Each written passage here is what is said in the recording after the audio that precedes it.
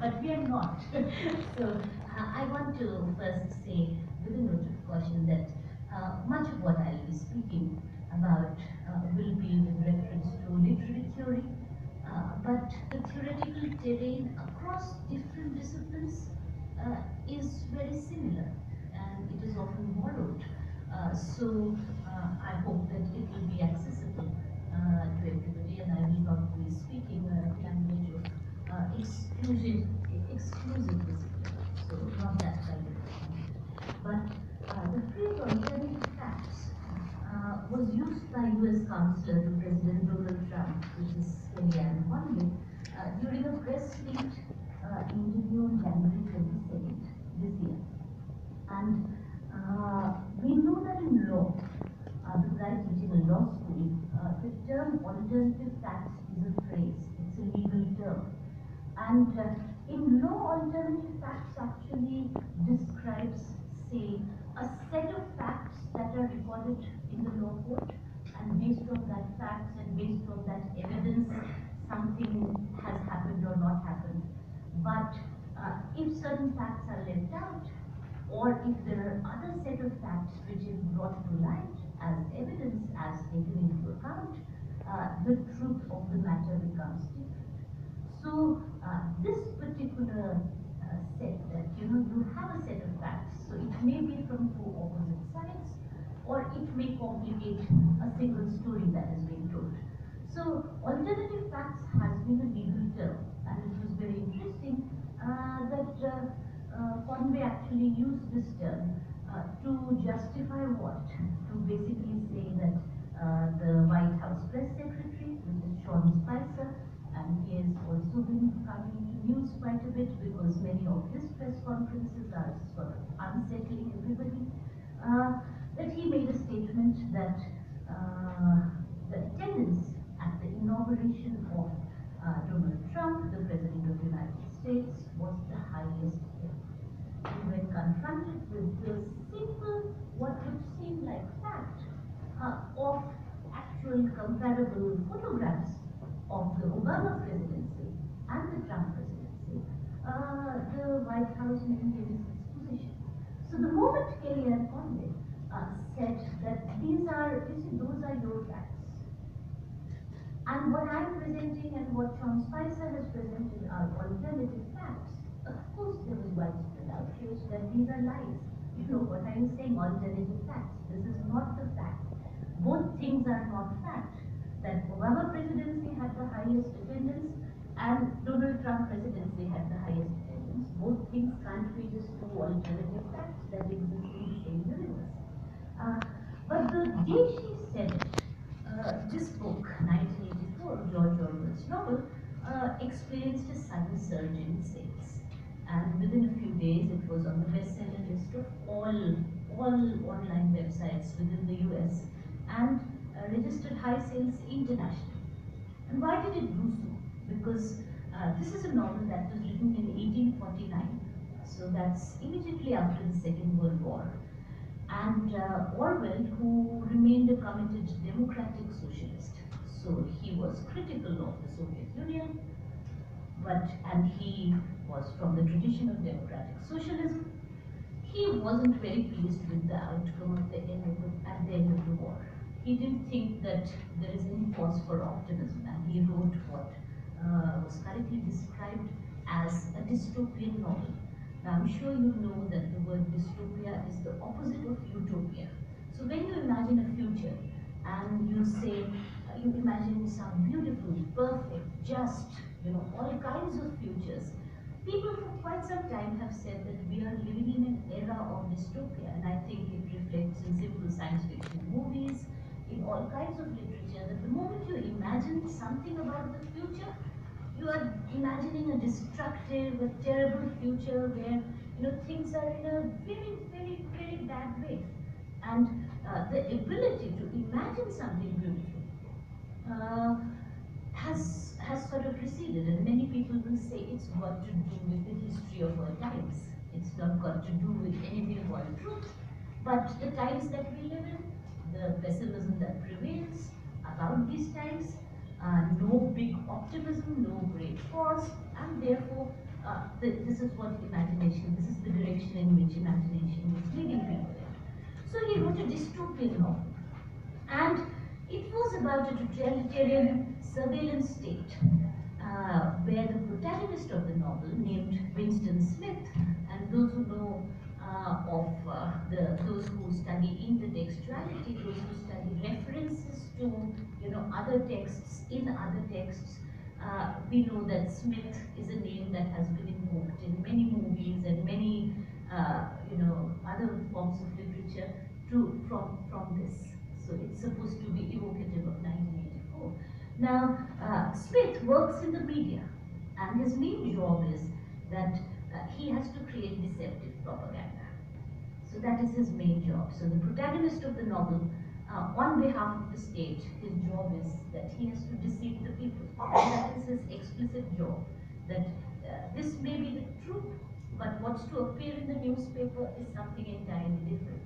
So the news, the fact, the truth doesn't have to go there. What has to go is what the regime wants. And the motto of that regime is those who control the past control the future, but those who control the present control the past. And there is a constant rewriting of history taking place in that regime.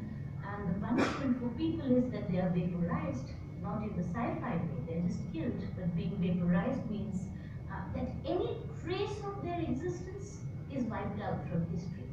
So that regime is constantly rewriting and controlling the past and saying these people never existed. No, this never happened. Now, Oceania, which is the name of this regime, this place, is a terrifying society with complete repression of the human spirit, absolute government control of daily life, constant hunger, and it is not enough in Oceania to obey the regime. What the regime expects is that you must not think against the regime. So I'm sure you have come across terms like thought crime and thought police. For the most surveillance heavy place, you will say it's thought police. They are policing even what we think. But this is the kind of society, this is the kind of world that Orwell imagined and created, and he said what the regime is trying to do is to get people, surveil their thoughts, and have a very close look. And just obeying is just not enough. You can't think against the regime. If you think, the thought police will come and the thought police will take care of it. Now, Big Brother, who's the leader of the regime, which is modeled both on Hitler and Stalin, is always watching the citizens through telescreens, which are in all homes. Now, I'm sure those of you who have followed the latest WikiLeaks, leaks about the CIA and about the Vault 7, that that we are not looking at our smartphones and we are not looking at our television screens, but the television screens are looking back at us. And that is where the hacking of the CIA, that is the technological level where it has gone, and that is what is being done. So Orwell wrote about it and said that the telescreens are there, you are watching them, they are instructing you, but they are watching you, everything, that whatever you're doing. And what is required from the citizens by this regime is that every day there should be a ritual of 2 minutes of hate. So an entire group of people is supposed to watch the telescreen in large numbers together, and the telescreen, the television, will denounce rebels, will denounce war enemies, will celebrate the big brother who's always watching you, and those presentations will cause great outbursts of hatred directed at the screen, violence directed at the screen, at the representations of the enemy. Now, I at least have been missing my 2 hours of hatred every evening ever since our Goswami went off air. But this regime required 2 minutes every day. So, in this regime, the Ministry of Peace is in charge of waging war, the Ministry of Love is in charge of political torture, and the Ministry of Truth is in charge of doctoring history booklets to reflect the party's ideology. Doublethink is the mantra, that war is peace, freedom is slavery, ignorance is strength, this is what is taught to the people, and newspeak is the official language of Oceania, which is devised to meet the ideological ends by removing certain words. So the debate, the way this language is conceived by Orwell is that supposing you remove the word for freedom, if you remove it, can the concept exist without a word for it?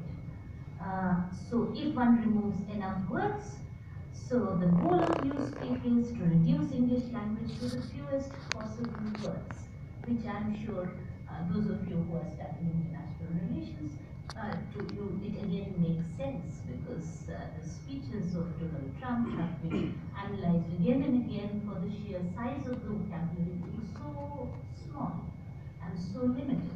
So, of course, this regime also has Torture Room 101, which has been, repeated ad nauseum in, so many horror films.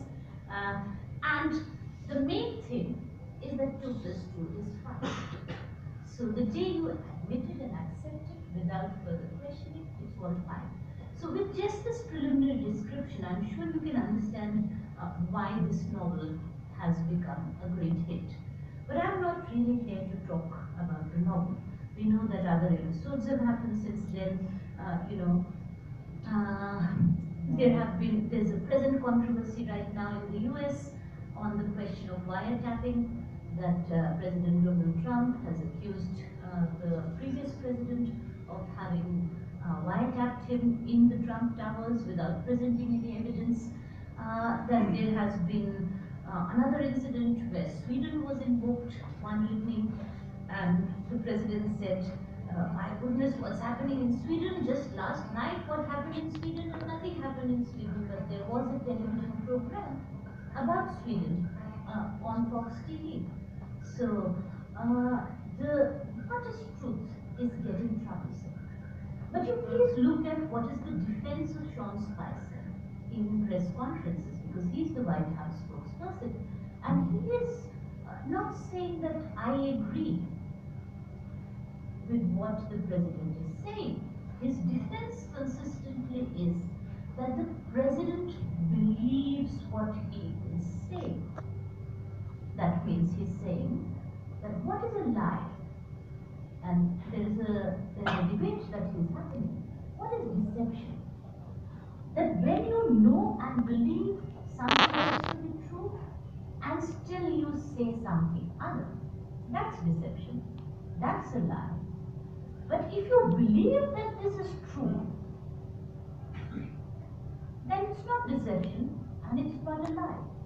So Sean Spencer is consistently building a defense of Donald Trump, saying this is what he believes, and he's not deceiving anybody, because if he believes he has been wiretapped, if he believes, for whatever reason, that there has been a huge terrorist attack in Sweden last night, he has just said what he believes. It's not a lie, it's not a deception. And this is taking, things to another level. Now, I'm not going into more examples of what is happening.